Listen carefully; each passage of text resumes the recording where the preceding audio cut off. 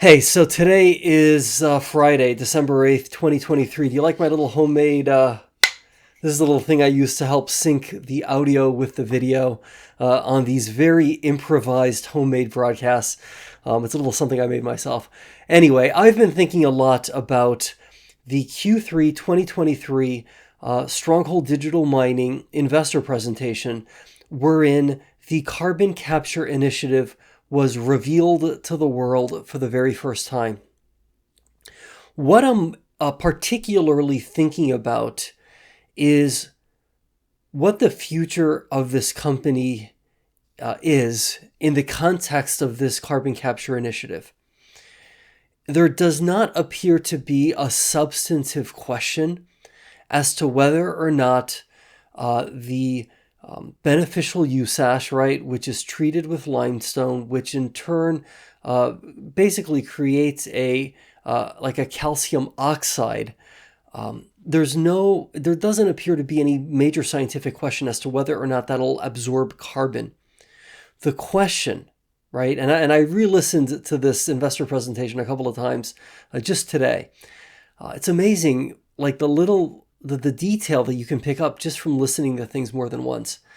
But suffice it to say that the real question that remains is how long does it take for the carbolith, right, to do its job insofar as enabling this beneficial use ash to absorb carbon dioxide directly from the air.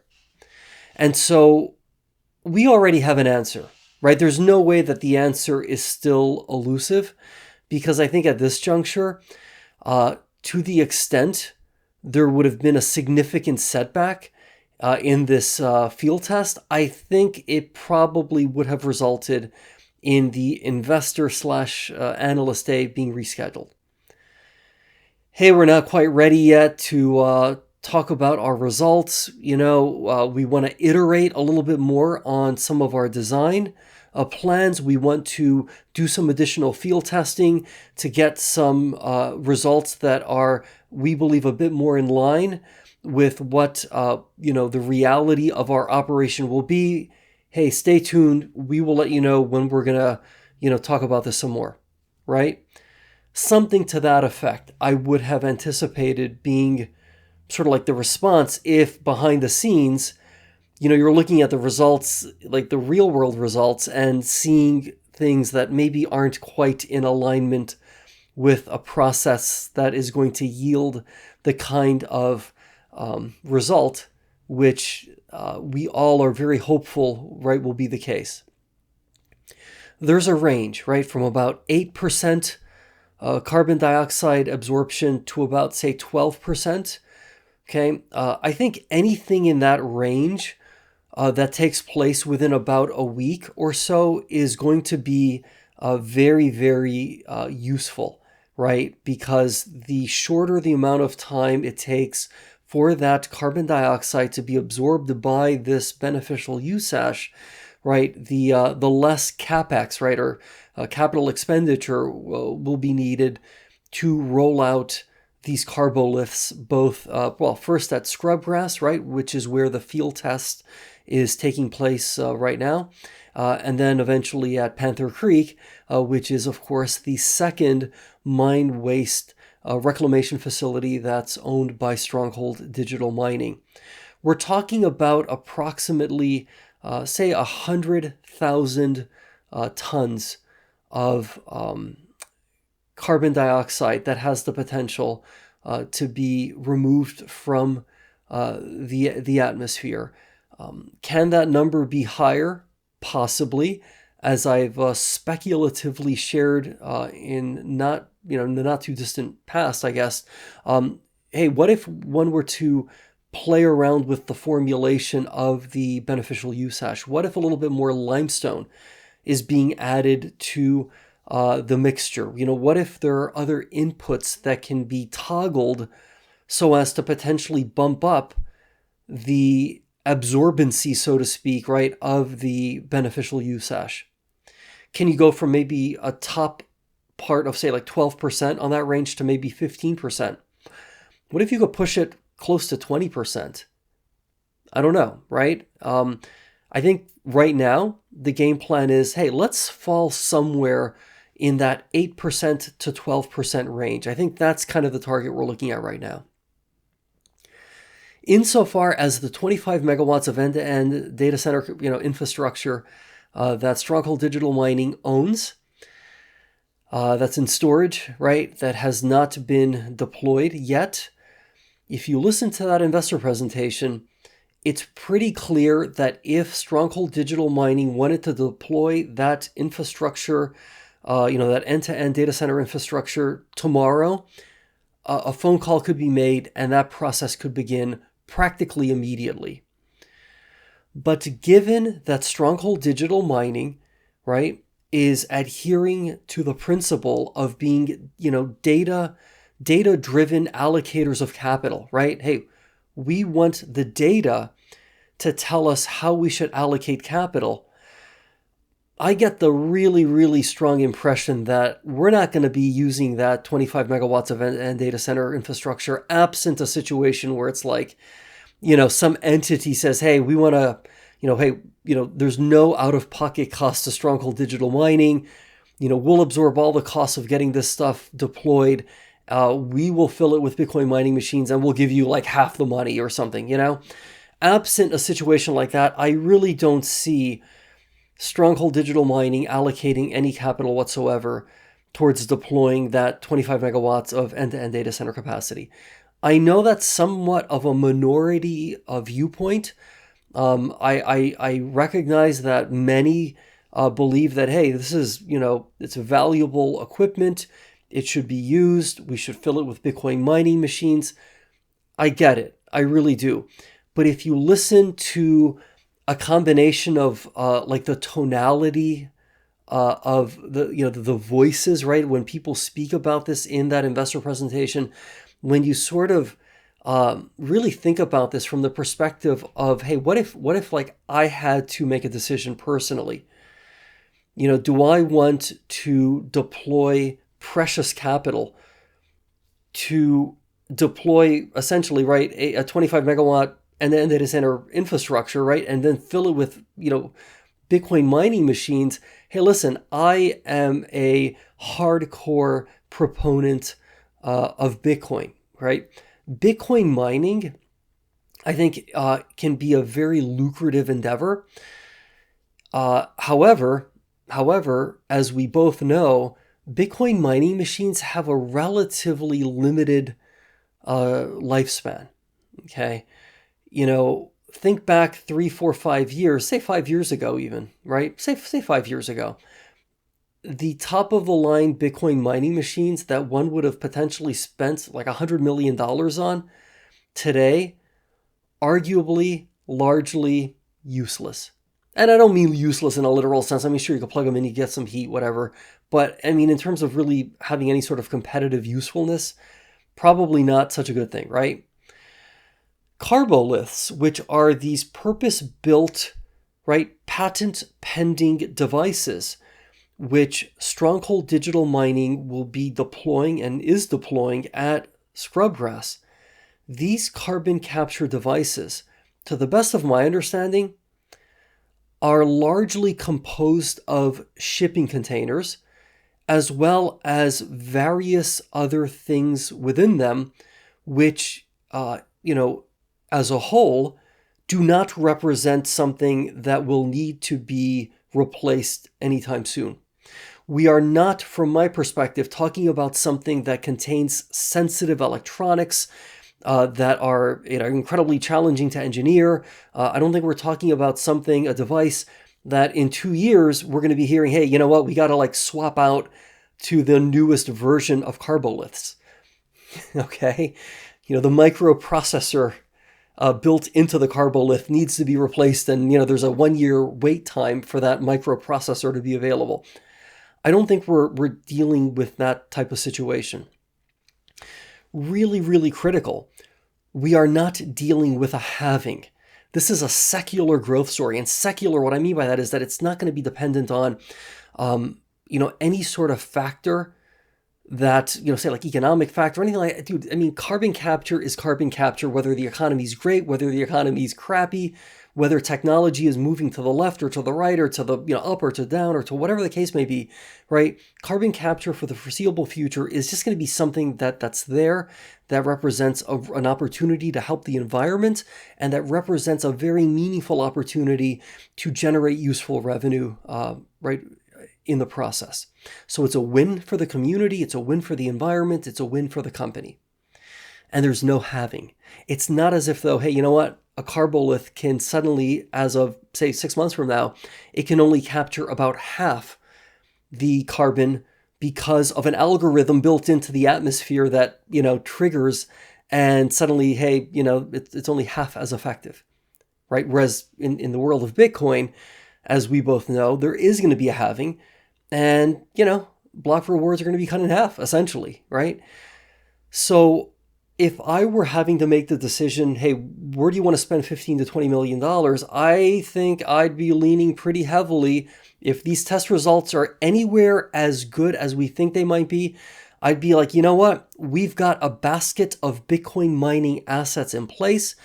We are, we're fully loaded, so to speak, in the sense that our data centers are, I don't know that we can put any more machines into them, right? At this point, we have not, if I'm not mistaken, made any sort of like new Bitcoin mining machine purchases or entered into any Win-Win Hosting Plus arrangements since about July of this year.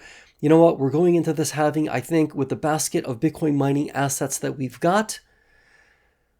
I don't see a very compelling argument for deploying the 25 megawatts of end-to-end data center infrastructure, absent a scenario where somebody pulls out a checkbook and says, hey, here's a bunch of money, or not even here's a bunch of money, but rather, hey, look, we're going to use our checkbook to deploy all of this stuff, right? We're going to fill it with Bitcoin mining machines. You don't do anything other than just facilitate the transfer of this end-to-end, right, data center infrastructure, and you can look forward to receiving 50% of all the money that we make. Absent something like that, which I don't think is going to happen. I really do believe that investing heavily in these carboliths, if the data tells us that, hey, this it's working, we are capturing carbon, I really do believe it's going to be a much better return on investment, which will ultimately help lower our costs of producing electricity. So that, again, all of this works very seamlessly with each other, right? Like, hey, we're doing environmental mine waste reclamation, right? That process naturally gives rise to this beneficial use hash, which then, right, thanks to the carboliths, we're able to then hopefully capture carbon from the atmosphere. We can generate revenue for doing so. That in turn pushes down our overall cost of producing electricity. What do we do with that electricity? Well, if we're not selling it to the grid, then we're using it to mine Bitcoin. And if we're using it to mine Bitcoin, we can mine Bitcoin at a cost that is like world class or best in class. I don't see a compelling reason to rush into this market. Hey, we got to find a bunch of Bitcoin mining machines. Hey, we got to now, spend all this money getting things set up with another data center. I mean, right now, if we were to wave a magic wand and literally fill the data centers that we have, okay, this is hypothetically here, right? Let's say we just fill them with nothing but the latest and greatest and most efficient Bitcoin mining machines on planet Earth. Our Bitcoin mining hash rate would probably, I could do the math, but just off the top of my head, it's probably going to be close to 5, 6, maybe even 7 exahash. You see what I'm saying? So there's something to be said for simply upgrading the machines that we've got, not getting involved with some third site. We don't control the power. It's sort of silly when you think about it in some ways. Okay, so we're going to deploy a bunch of capital to get the data center set up somewhere else. We don't control the power. We have a PPA that we're subject to. We don't, I don't know.